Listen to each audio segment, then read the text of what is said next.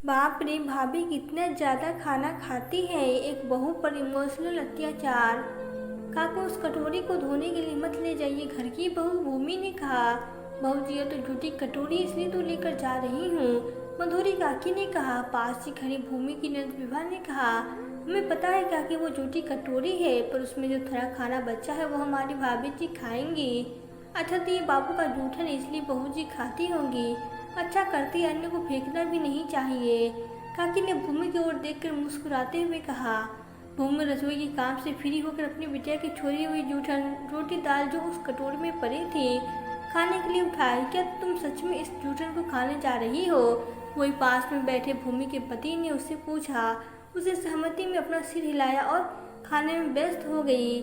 मैं तो सोचा कि विवाह तुमसे मजाक कर रही है, पर तुम तो सच में उसे लेकर खाने लगी। क्या भैया, आप तो ऐसे चौंक रहे हैं जैसे आपको कुछ पता ही नहीं। भाभी तो बाबू का जूठन दूध और सेलेक्स भी नहीं छोड़ती। ये तो भला रोटी दाल है। बहुत समझदार भाभी मिली है हमें। ये कुछ भी बर्बाद नहीं करती। भला हो इस घर के बाकी लोगों का जो थाली में जूठन नहीं छोड़ते। क्या पता हमारी भाभी जी। उस कहती हुई भूमि की नद जोर जोर से हंसने लगी थी। सुनकर भूमि के पति ने उसे घूर कर देखा। उसकी नौकरी दूसरे शहर में थी, तो कुछ दिनों के अंतराल पर ही घर आते थे। शायद उन्हें भूमि की जूठन खाने वाली आदत पसंद नहीं आई थी। रात को जब भूमि के पति सोने के समय कमरे में आए तो उसका मुंह थोड़ा उखड़ा हुआ था। क्या हुआ, आप इतने परेशान क्यों हैं? आपकी तबीयत तो अच्छी है ना? उन्हें परेशान देखकर भूमि ने एक साथ कितने सवाल पूछ डाले। पति तो चुप देख भूमि ने उससे फिर से वही सवाल किया। आपकी तबीयत तो अच्छी है ना? सब तुम्हारी मेहरबानी है, भूमि के पति ने कहा। क्या मतलब? आप कहना क्या चाह रहे हैं? भूमि ने हैरान होते हुए उनसे पूछा। इतनी भोली भी मत बनो।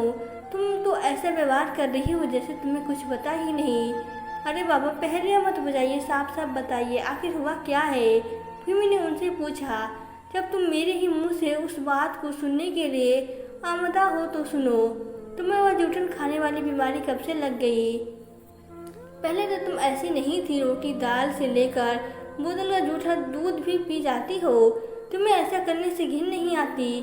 वो तो सबके सामने लाज भी नहीं आती। बार बार बच्चों की तरह मुंह जूठा करने के लिए कारण तुम बेड्रोल भी होती जा रही हो। भूमि के पति नॉन स्टॉप बोले जा रहे थे। उनकी बातें सुनकर भूमि की आंखों में आंसू बहने लगे थे। सची तो है, एक माँ के अंदर आए बदलाव को तो सब आराम से पहचान जाते हैं, पर इसके पीछे छुपे हुए कारण जानने की कोशिश कोई भी नहीं करता। सोचते हुए भूमि का मन खुद के हालात में रो रहा था। और ये तो वही बात हुई, चोरी भी सुना जोरी भी। खुद भी गलती भी करो और पूछने पर बैठ कर रो भी। ये तो हद ही हो गई। तुम्हें पता भी है, जब विभा तुम्हारी बातों को सुनाकर सबके सामने हंस रही थी, मुझे कितना बुरा लग रहा था। वैसे तो मैं किसी की जिंदगी में दखल देना पसंद नहीं करता, पर जब खुद की पत्नी की बात हो तो मैं भला कैसे चुप रह सकता हूँ? भूमि को रोता देख उसके पति काफी परेशान थे। बोलो भी, तुम क्यों रो रही हो? मैंने कुछ गलत तो नहीं कहा ना? पति की बातें सुनकर भूमि तरफ उठी थी। उसने अपनी चुप्पी तोड़ी। ना आपने कुछ गलत नहीं कहा है, ना आपकी बहन ने कुछ गलत कहा है। गलत साबित तो एक माँ ही होती है ना? बच्चे के जन्म के बाद पूरे घर वालों को बच्चे की ही चिंता लगी रहती है। उस माँ की चिंता कौन करता है भला? जिसका अमृत दूध पीकर वह बच्चा पल रहा होता है, उसकी तृष्णा की तृप्ति एक माँ ही तो करती है ना? उस माँ की तृष्णा की तृप्ति के क्या? बच्ची को दूध पिलाने के कारण मुझे अब ज़्यादा भूख लगती है। मेरे बारे में कौन सोचता है? जब तक बच्ची पैदा नहीं हुई थी, सबके ध्यान मेरे ऊपर कुछ ज़्यादा ही था। ये दवा खा लो, वो फल खा लो, अपने मन का खा लो, नहीं तो बच्चे के मुंह से लार टपकेगा, वगैरह वगैरह। बच्ची के जन्म के बाद घर वालों का ध्यान सिर्फ उस बच्ची के ऊपर ही केंद्रित हो गया है। भूमि के मन का गुब्बार फट पड़ा था। अरे भाई, तुम्हें खाने से किसने रोका है? ज़्यादा भूख लगती है तो ज़्यादा खाओ, और झूठा तो मत खाओ ना। पति की बातें सुनकर भूमि की भावनाएं काफी आहत हुई थी। उसने रंधे गले से उसने कहा, बिल्कुल सही कहा आपने, मुझे खाने से किसने रोका है?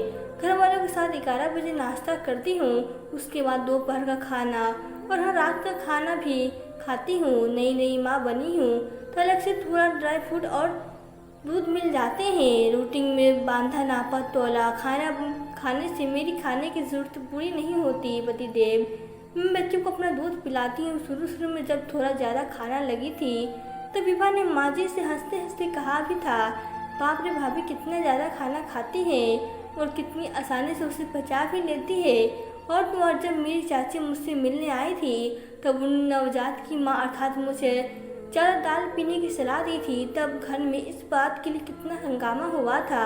आप ही बताइए ऐसे में मैं क्या करती। अब तो मैं जानबूझकर अपनी बिटिया के लिए ज़्यादा खाना ले आती हूँ ताकि जो अतिरिक्त खाना बच जाए उसे मैं खा लूँ। जहाँ तक विड्रॉल देखने की बात, तो ऐसा नहीं है कि अधिक खाने की वजह से मेरा शरीर विड्रॉल हो गया है। प्रेगनेंसी के दौरान जब किसी स्त्री का वजन एक बार में ज़्यादा बढ़ जाता है तो इतनी आसानी से नहीं घटता। नई माँ की व्यवस्था कितनी बढ़ जाती है यह बात तो जग जाहिर है। बच्चे की देख रेख में उसे खुद को निहारने का कितना वक्त ही मिल पाता है। ऐसे में अगर खुद का पति ही ताने मारे तो कैसा लगता होगा। शायद आप समझ पाते तो मुझसे यह सवाल न करते। बच्चे को जन्म देने के दौरान एक माँ किन शारीरिक और मानसिक जटिलाओं से गुजरती है, काश उस बच्चे के पिता समझ पाता। कहती हुए फपक कर रो पड़ी थी। भूमि प्लीज अब कुछ मत बोलो। सच में तुम्हारा पति होकर मैं भी तुम्हारी भावनाओं को समझ नहीं पाया। मैंने अपनी कोख से बच्ची को जन्म नहीं दिया, शायद इसलिए इतना असंवेदनशील हो गया था। अब मैं तुम्हारा पूरा ख्याल रखूंगा। आइंदा मेरी बच्ची की माँ की आंखों में कभी आंसू नहीं आने दूंगा। कहते हुए भूमि के पति ने उसे बाहों में भर लिया। अगली सुबह जब भूमि के पति ने उसे अपने साथ ले जाने की बात अपनी माँ से कही तो उन्होंने कहा, बच्चे भी बहुत छोटी है, बहू उसे अकेले संभाल नहीं पाएगी। हम आपसे मिलने आते रहेंगे माँ। भूमि के पति ने अपनी माँ से कहा। कुछ ही दिनों बाद भूमि को वो अपने साथ ले गए। वहाँ उन्होंने भूमि का खास ख्याल रखा और वो अपने बच्चे परिवार में बहुत खुश है। दोस्तों, बच्चों के जन्म के बाद बच्चे के साथ साथ एक माँ को भी काफ़ी देखभाल की ज़रूरत होती है, परंतु अधिकांश घरों में बच्चों को ही ज़्यादा तवज्जो मिलती है। माँ का उतना ध्यान नहीं रखा जाता जितने की उसे आवश्यकता होती है। अपने अंदर आए शारीरिक और मानसिक बदलाव का दंश हुआ अकेले झेलने को विवश हो रहती है। आइए हम सब मिलकर उस नई माँ की भावनाओं और ज़रूरतों को करीब से पहचाने और उसे भरपूर प्यार दे। तो दोस्तों, आपको यह कहानी कैसी लगी? अगर कहानी अच्छी लगी हो तो वीडियो को लाइक कर दे और प्लीज़ चैनल को सब्सक्राइब कर दे। Thank you.